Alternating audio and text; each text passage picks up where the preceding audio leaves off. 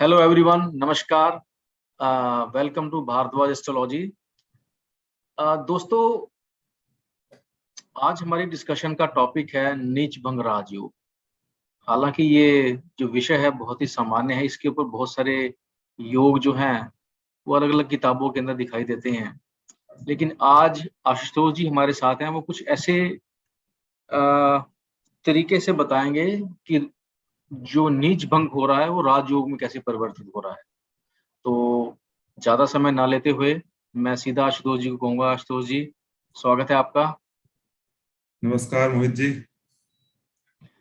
तो आशुतोष जी, जैसे हम बातचीत कर रहे थे विषय के ऊपर कि नीच भंग राजयोग, जी जो सामान्य बातचीत के अंदर, जो ज्योतिष के अंदर हम बात करते हैं नीच भंग की, वो है। लेकिन जो आज हम डिस्कशन कर रहे हैं ये उससे अलग कैसे है?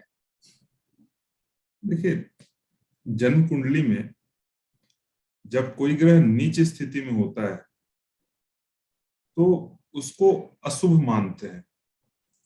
ऐसा माना जाता है कि उसमें अशुभ फल देने की क्षमता विशेष तौर पर आ जाती है जब कोई ग्रह नीच स्थिति में होता है। परंतु ज्योतिष शास्त्र में राशि, ग्रह और भाव, इनकी कुछ विशेष परिस्थितियों के कारण जो नीच ग्रह है उनमें शुभ फल देने की क्षमता आ जाती है और वो शुभ फल देने वाले हो जाते हैं अपनी नीचता को छोड़ करके। तो इसी को हम लोग नीच भंग राजयोग के नाम से जानते हैं। जैसा कि नाम से ही स्पष्ट है, नीच भंग राजयोग, अर्थात कि जन्म कुंडली में कोई ग्रह जब नीच स्थिति में हो और ग्रहों की कुछ विशेष परिस्थितियों के कारण वो ग्रह अपनी नीचता को छोड़ दे और नीचता को छोड़ करके शुभ फल देने वाला हो जाए, तो इसे हम लोग नीच भंग राजयोग की कैटेगरी में रखते हैं, ऐसे ग्रह को। जी। तो आज जो हम लोग बात करने वाले हैं, ऐसे ही मुख्य तौर पर 5 ऐसे नियमों की चर्चा करेंगे जो नीच भंग राजयोग बनाते हैं। अर्थात कि अगर जन्म कुंडली में नीच ग्रह कोई बैठा हुआ है तो वो भंग होकर के शुभ फल देने वाले हो जाएंगे। तो ऐसे 5 नियमों की आज के वीडियो में हम लोग चर्चा करने वाले हैं। ऐसे करीब करीब नियम अगर देखा जाए तो करीब करीब इसके नियम 13-14 नियम बनते हैं, लेकिन जो 5 हम लोग चर्चा करने वाले ये मुख्य नियम है और ये सबसे ज्यादा प्रभावशाली है। जी। और नीच भंग से ही संबंधित कुछ जो है वो नौमांस कुंडली में भी नीच भंग के कुछ योग बनते हैं, जिसकी अलग किसी वीडियो में हम लोग बताएंगे कि नौमांस कुंडली से नीच भंग कैसे होता है। यहाँ सिर्फ हम लोग ग्रह, भाव और राशि, सिर्फ इसकी चर्चा करेंगे। जी। आइए इसको फिर शुरू करते हैं हम लोग और सबसे पहले नियम जी। की ओर चलते हैं।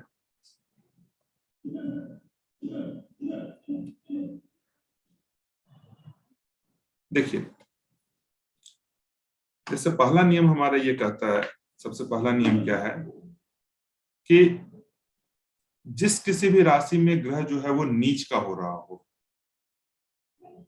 उसी राशि में कोई ग्रह उच्च का होकर के साथ में बैठ जाए या फिर उस पर दृष्टि होता हो तो ऐसा जो ग्रह है वो अपनी नीचता छोड़ देता है, नीच भंग हो जाता है।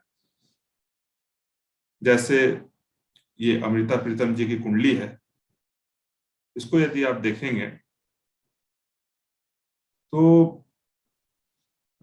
इस कुंडली में आप देखेंगे कि ये मिथुन लग्न की कुंडली है और दूसरे स्थान में कर्क राशि है और इस कर्क राशि में मंगल जो है, मंगल यहाँ देखिए, मंगल जो है वो नीच पे होकर के बैठे हुए हैं। तो सामान्य तौर पर अगर हम लोग देखें तो ऐसा लगेगा कि मंगल जो है यहाँ पर नीच स्थिति में है तो मंगल नीच फल करेंगे। लेकिन अगर गौर से देखा जाए तो जुपिटर भी यहाँ पर, बृहस्पति भी यहाँ पर जाकर के बैठे हुए हैं। और बृहस्पति जो है वो कर्क राशि में उच्च के होते हैं। तो मंगल भले यहाँ पर नीच स्थिति में बैठे हों, लेकिन जुपिटर जो है, बृहस्पति जो है, वो यहाँ उच्च स्थिति में साथ में होकर के बैठ गए, जिस कारण से यहाँ पर ये नीच दोष, मंगल का जो नीच दोष था वो भंग हो गया और मंगल जो है वो इस कुंडली में शुभ फल देने वाला हुआ, शुभ फल देने में समर्थ हुआ। कुछ नए ज्योतिष सीखने वाले बंधु हो सकते हैं जिनको भाई उच्च ग्रह और नीच ग्रह के बारे में न मालूम हो, तो उनके लिए थोड़ा सा मैं एक मिनट में ये बता देता हूं कि ग्रह कब उच्च के होते हैं, कब नीच के होते हैं। ये हमारा स्लाइड बना हुआ है, इसमें थोड़ा सा इसको आप लोग देख लीजिएगा कि ये स्पेलिंग थोड़ा गलती है, न हर्षिकार लिखा हुआ है जबकि न यहाँ दीर्घिकार होगा। ठीक है, तो सूर्य जो है वो मेष राशि में उच्च के होते हैं और तुला राशि में नीच के होते हैं। चंद्रमा जो है वो वृषभ राशि में उच्च के होते हैं, वृश्चिक में नीच के होते हैं। मंगल जो होते हैं कर्क में नीच के होंगे, मकर में उच्च के होंगे। बुध जो है कन्या में उच्च के होते हैं, मीन में नीच के होते हैं। उसी प्रकार से बृहस्पति जो है वो कर्क में उच्च के होंगे, मकर में नीच के होंगे। शुक्र जो है वो मीन में उच्च के होंगे, कन्या में नीच के होंगे।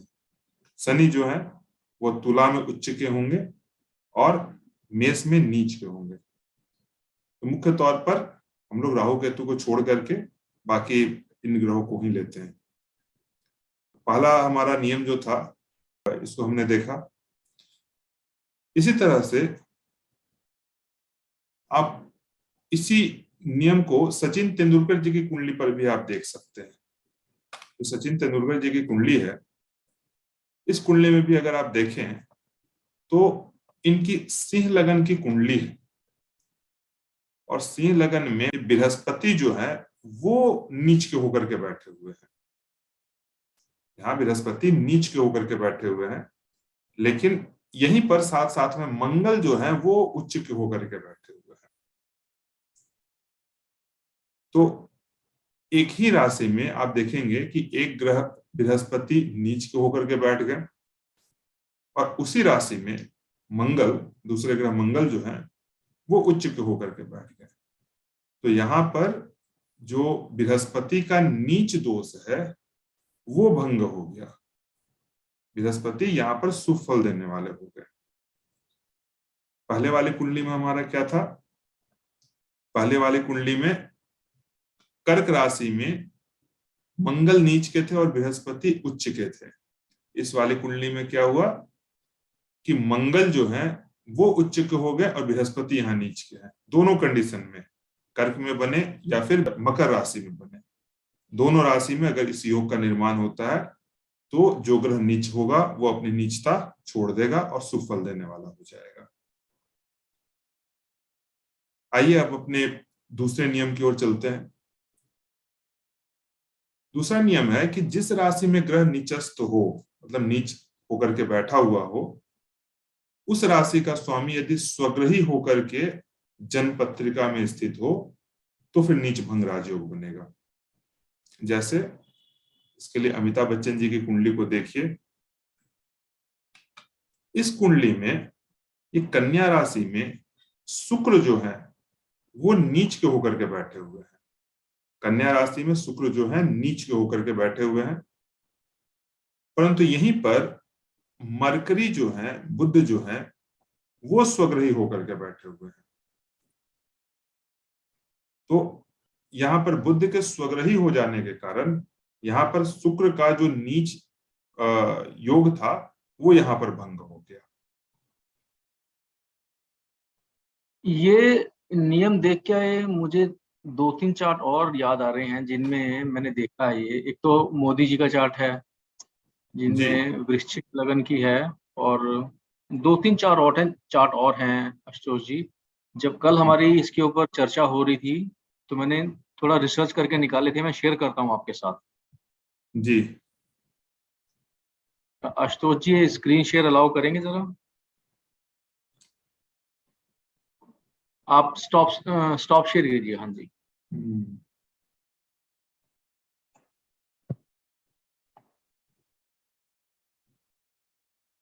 हाँ, एक चार्ट ये था बराक ओबामा का, जो कि फॉर्मर यूएस प्रेसिडेंट है। जी इसमें ये मैंने योग देखा था। जी, बराक ओबामा जी की कुंडली अगर देखेंगे तो यहाँ पर भी आप देखेंगे कि बृहस्पति जो है वो नीच के होकर के बैठते हैं, लेकिन शनि जो है वो स्वग्रही होकर के यहाँ पर स्थित होते हैं।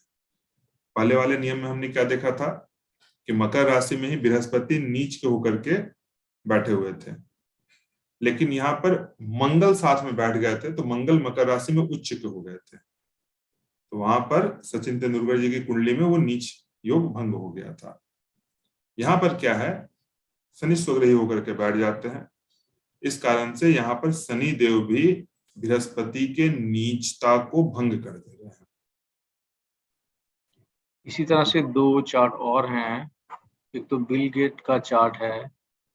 जी ये थोड़ा मैं इसको बड़ा कर देता हूँ। हाँ जी, दिख रहा है आपको ये? जी जी, बिल्कुल बिल्कुल। इस कुंडली में भी आप देखेंगे, बिल गेट्स की जो कुंडली है, सूर्य जो है वो नीच के होकर के बैठे हैं। सूर्य जो है वो तुला राशि में नीच के होकर के बैठते हैं, और तुला राशि के स्वामी जो है वो शुक्र है, और शुक्र इस सूर्य के साथ बैठ गए हैं। तो शुक्र के इस सूर्य के साथ बैठ जाने के कारण सूर्य का जो नीच दोष था वो भंग हो गया। एक ये और चार्ट था ना, नरेंद्र मोदी जी का चार्ट है जी। हाँ जी, मोदी जी का इनका तो चार्ट था ये। चंद्रमा चंद्रमा नीच के होकर के बैठे हुए हैं। हाँ जी। हाँ, चंद्रमा नीच के होकर के बैठे हुए हैं लग्न में, और यहीं पर मंगल जो है वो वृश्चिक राशि के होकर के बैठे हुए हैं। तो यहाँ पर चंद्रमा का जो नीच भंग है वो यहाँ पर हो जाता है। ये मुझे याद आ रहा है कि शायद बहुत पहले हमने इस पे बात भी की थी एक बार। हाँ जी, हाँ जी, की थी हाँ हमने। हाँ, जी। एक कोई हमने वीडियो किया था, मुझे ध्यान नहीं है, बट उसमें जी, इस विषय के ऊपर चर्चा की थी कि यहाँ हमने नीच चर्चा भंग की हो थी। रहा है। हाँ, नीच भंग यहाँ पर होता है जी। हाँ जी। तो ये 3 चार्ट थे जो कल हम चर्चा कर रहे थे, उसके बाद मैंने रिसर्च करके थोड़ा निकाले थे, जो मुझे थोड़ा आइडिया हुआ था और आपने भी बताया था। तो मैं स्क्रीन स्टॉप शेयर कर रहा हूँ। जी, और एक दो यहाँ पर सेम आप देखिएगा, हिलेरी क्लिंटन जी का चार्ट है। यहाँ पर भी सूर्य जो है तुला राशि को होकर के बैठे हुए हैं, और यहीं पर शुक्र जो है वो स्वग्रही होकर के बैठे हुए हैं। तो यहाँ पर भी हिलेरी क्लिंटन जी का जो चार्ट है, इसमें सूर्य का जो है वो नीच भंग हो जा रहा है। अब देखिए कि सूर्य का नीच भंग है, इसी कारण से ये इतने ऊंचे पद पर गई। तो सूर्य यहाँ पर नीच भंग हो जा रहा है शुक्र के कारण, क्योंकि शुक्र यहाँ पर स्वग्रही होकर के बैठ जाते हैं। जी। इसी तरह से एक ये सामान्य सा नियम है जो अभी बता रहा हूं, कि जो भी ग्रह नीच का हो वो लग्न से या फिर चंद्रमा से केंद्र स्थान में हो जाए तो फिर नीच भंग हो जाता है। लग्न से केंद्र स्थान में हो जाए या फिर चंद्रमा से केंद्र स्थान में हो जाए तो वो नीच भंग हो जाएगा। जैसे ये अमर्त्य सेन जी की कुंडली को अगर देखा जाए, तो चंद्रमा जो है वो यहाँ पर मेष राशि के होकर के बैठे हुए हैं। चंद्रमा यहाँ पर मेष राशि के होकर के बैठे हुए हैं, और इनकी कुंडली में भी सूर्य जो है वो नीच के होकर के बैठे हुए हैं। चंद्रमा से केंद्र में सूर्य हो गए, क्योंकि चंद्रमा से साथ में सूर्य बैठे हैं। तो इनकी कुंडली में भी ये जो सूर्य है उसकी नीचता जो है वो भंग हो जाती है। इसी प्रकार से आप देखेंगे जमुनालाल बजाज जी की कुंडली में, इनकी वृश्चिक लग्न की कुंडली है, और शुक्र कन्या राशि में नीच के होकर के बैठते हैं। और आप देखेंगे कि चंद्रमा जो है वो पंचम स्थान में बैठे हुए हैं, और चंद्रमा से केंद्र में शुक्र की स्थिति है। क्योंकि शुक्र नीच है और चंद्रमा से केंद्र में है, इस कारण से यहाँ पर शुक्र का जो नीच दोष है वो भंग हो जाता है। इसी प्रकार से दो कुंडलियां और हैं। ये रतन टाटा जी की कुंडली है। इसमें बृहस्पति जो है वो मकर राशि को होकर के बैठे हुए हैं। बृहस्पति यहाँ पर नीच स्थिति में है, नीच होकर के बैठे हुए हैं। और चंद्रमा तुला राशि में होकर के बैठे हैं। चंद्रमा से केंद्र स्थान में बृहस्पति है, नीच के होकर के बैठे हैं। क्योंकि ये चंद्रमा से केंद्र स्थान में बृहस्पति है, इस कारण से यहाँ पर भी आप देखेंगे कि बृहस्पति की जो नीचता है वो यहाँ पर भंग हो जाती है और बृहस्पति जो है वो सुफल देने वाले बनते हैं। उसी तरह से मनमोहन सिंह जी की जो कुंडली है, इस कुंडली में भी मंगल जो है वो नीच होकर के अष्टम स्थान में बैठे हुए हैं और यहीं पर चंद्रमा बैठे हुए हैं। तो चंद्रमा से ये केंद्र स्थिति में हो गए, या इसको ऐसे मान ले कि चंद्रमा यहाँ पर स्वग्रही होकर के बैठे हैं और मंगल यहाँ पर नीच होकर के बैठे हैं, इस कारण से भी इनकी नीचता भंग हो जाती है। तो यहाँ पर दोनों प्रकार से हम लोग देख सकते हैं, यहाँ पर मंगल की नीचता जो है वो भंग होती है। अब एक अलग नियम की चर्चा करते हैं हम लोग कि जिस राशि में ग्रह नीच का होता है उस राशि का स्वामी ग्रह अगर स्वग्रही हो जाए तो फिर नीच भंग राजयोग बनेगा। जैसे बृहस्पति कर्क राशि में उच्च के होते हैं, मकर राशि में नीच के होते हैं। तो बृहस्पति मकर राशि में नीच के होकर के बैठे हुए हैं और शनि देव जो है वो स्वग्रही होकर के या तो मकर में बैठ जाए या फिर कुंभ में बैठ जाए, तो फिर बृहस्पति की जो नीचता है वो खत्म हो जाएगी। वैसे ही इस कुंडली में आप देखें, ये वीवी गिरी जी की कुंडली है। इस कुंडली में चंद्रमा जो है वो वृश्चिक राशि को होकर के बैठे हुए हैं। यहाँ पर चंद्रमा नीच होकर के बैठे हुए हैं और वृश्चिक राशि के जो स्वामी है मंगल, वो अपनी दूसरी राशि में स्वग्रही होकर के बैठे हुए हैं। दूसरी राशि में स्वग्रही होकर के बैठे हुए हैं, इस कारण से यहाँ पर भी ये चंद्रमा की जो नीचता है वो मंगल की दूसरी राशि में स्वग्रही होकर के बैठने के कारण चंद्रमा की नीचता खत्म हो जाती है, चंद्रमा की नीचता भंग हो जाती है। जी, तो यानी आशुतोष जी, इसी तरह से अगर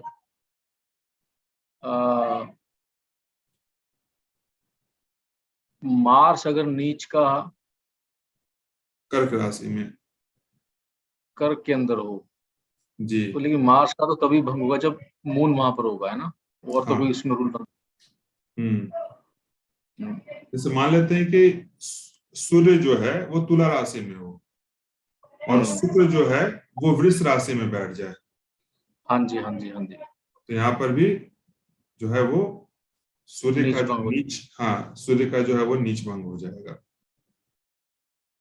तो इसमें जो ग्रह नीच भंग कर रहा है, क्या उस पर कुछ असर पड़ता है इसमें? जो ग्रह नीच भंग करता है उस पे इसका कोई असर नहीं पड़ेगा। ग्रहों की ऐसी स्थितियां हो जाती हैं कि वो ग्रह जो है वो नीच भंग होता है उसके कारण, क्योंकि किसी खास राशि में बैठने के कारण ही ग्रह नीच फल देने वाले होते हैं। तो जिस राशि में वो ग्रह जो है वो नीच फल देने वाला है, अगर वो राशि का स्वामी स्वयं बड़ी अच्छी स्थिति में हो जाए, बली स्थिति में हो जाए, या तो उच्च का हो या स्वग्रही हो या फिर उसकी दृष्टि अपने घर पर पड़ जाए, तो फिर नीचता जो है वो खत्म हो जाती है। इसी के साथ साथ चंद्रमा भी जो है वो योग बनाने वाला ग्रह है, तो इस कारण से चंद्रमा से केंद्र में भी अगर ये बैठ जाए तो नीच भंग होता है, क्योंकि चंद्रमा योग प्रदान करता है। इसी कारण से आप देखेंगे कि अधिकतर जो दशाएं हैं वो चंद्रमा से ही कैलकुलेट होती हैं। एक मैंने ये भी सुना था कि जो ग्रह नीच का है उसका डिस्पोजिटर भी अगर लगन या चंद्रमा से केंद्र में हो तो भी हो जाता है, कैसा भी है? ये होता है, लेकिन ये काफी कमजोर योग है। अच्छा, ये होता है, नीच भंग होता है, लेकिन ये काफी कमजोर योग है। ओके, तो यानी इस अगर उसे देखा जाए जो हमने डिस्कस किए हैं, तो लगन के अंदर तो नीच ग्रह बहुत अच्छा फल देगा। ऐसे ठीक है। लगन में नीच का ग्रह शुभ फल नहीं देगा, लेकिन लगन में कोई ग्रह नीच का होकर के बैठा हो, वहीं पर कोई ग्रह स्वग्रही होकर के बैठा हो, या वो ग्रह अपनी दूसरी राशि में स्वग्रही होकर के बैठा हुआ हो, या कोई ग्रह अगर वहां पर उच्च का होता हो वो वहां पर बैठा हुआ हो, या उसके वहां पर दृष्टि पड़ रही हो, तो फिर भंग हो जाएगा। जैसे आप नरेंद्र मोदी जी की कुंडली अगर देखेंगे तो उनके वृश्चिक लगन की कुंडली है और चंद्रमा वहां पर नीच के होकर के बैठे हैं, मंगल भी वहीं पर बैठे हुए हैं, जिस कारण से उनका नीचता जो है, चंद्रमा का जो नीचता है वो भंग हो जाता है। लेकिन मंगल अगर वृश्चिक राशि में न बैठ करके मेष राशि में बैठते हैं तो भी चंद्रमा की नीचता भंग हो जाती है। जी जी, बहुत बढ़िया। एक ये लास्ट का नियम, पांचवा हमारा नियम, ये बड़ा अच्छा नियम है और सबसे प्रभावशाली नियम है। ये नियम ऐसा है कि जब नीच राशि का ग्रह किसी ग्रह के साथ युति कर रहा हो और वो ग्रह यदि किसी अन्य ग्रह के साथ राशि परिवर्तन कर रहा हो तो नीच भंग राजयोग बनता है। जैसे श्री लालकृष्ण आडवाणी जी की कुंडली में अगर हम लोग देखें तो यहाँ पर आप देखेंगे कि जो सूर्य हैं वो तुला राशि के होकर के बैठे हैं, अर्थात कि सूर्य जो है वो नीच के होकर के यहाँ पर बैठ गए, और सूर्य के साथ मंगल और बुध ये दो ग्रह बैठे हुए हैं। सूर्य के साथ यहाँ पर बुध बैठे हुए हैं और ये तुला राशि में बैठे हुए जिसको स्वामी शुक्र होते हैं। शुक्र जो है वो बुध की राशि में जाकर के बैठ जाते हैं, अर्थात कि नीच का ग्रह सूर्य के साथ जो ग्रह बैठा हुआ है वो शुक्र के साथ राशि परिवर्तन कर लिया। शुक्र जो है वो बुध की राशि में बैठ गए, बुध जो है वो शुक्र की राशि में बैठ गए, यहाँ पर दोनों का राशि परिवर्तन हो गया। तो जो ये योग बना ये एक प्रभावशाली योग बना। जी, मैं देख रहा था आशुतोष जी, जैसे जी यहाँ पर शुक्र वर्गों में नीच का है, अगर शुक्र वृश्चिक में होता तब भी एक्सचेंज हो रहा था मार्स के साथ, फिर भी वो हाँ सूर्य का बिल्कुल भंग कर। बिल्कुल बिल्कुल बिल्कुल, यहाँ पर उसके साथ भी एक्सचेंज होता तो ये योग बनता। इसी तरह से जैसे जमुनालाल बजाज जी की कुंडली में देखिए सूर्य जो है हाँ वो जी। नीच के होकर के बैठे हुए हैं, सूर्य के साथ यहाँ पर बुध बैठे हुए हैं, शुक्र जो है वो बुध की राशि में बैठे हुए हैं, अर्थात कि सेम कंडीशन यहाँ पर जैसा यहाँ पर अप्लाई हो रहा था वैसा ही यहाँ पर हो रहा है कि सूर्य हाँ जी। जो ग्रह नीच के होकर के बैठे हैं उनके साथ जो ग्रह हैं वो जिस राशि में बैठे हुए हैं वो उसके राशि में बैठे हैं, अर्थात इस कुंडली में शुक्र बुध की राशि में बैठे हैं और बुध जो है वो शुक्र की राशि में बैठे हैं, दोनों एक दूसरे की राशि में बैठे हुए हैं। इस कारण से यहाँ पर ये नीच भंग बनता है। ये अगर कहीं पर भी ये नियम मैंने यहाँ पर आपको बताया, ये पांचवा नियम, ये कहीं पर भी अगर आपको मतलब किसी कुंडली में अगर मिले तो कुंडली प्रभावशाली होती है। अगर कुछ विशेष दुर्योग ना हो, खराब योग ना हो, तो सामान्य तौर पर वो कुंडली आप देखेंगे कि वैसे व्यक्ति बड़े अच्छे काम करते हुए आपको मिलेंगे, समाज में उनका नाम रहता है, प्रतिष्ठा रहती है, ऊंचे पद पर काम करते हैं। यहाँ पर हमारा जो भी 5 नियम था वो कंप्लीट होता है और नेक्स्ट किसी वीडियो में नौमांस के साथ कैसे नीच भंग राजयोग होता है वो फिर बताएंगे। नेक्स्ट जो हम चर्चा करेंगे फिर इसी के ऊपर करेंगे, नवमांश के अंदर किस तरह से नीच भंग काम करता है। जी जी चलिए, ठीक है आशुतोष जी, जी बहुत बहुत धन्यवाद आपका। ठीक है मोहित जी, हरिओम नारायण। हरिओम नारायण।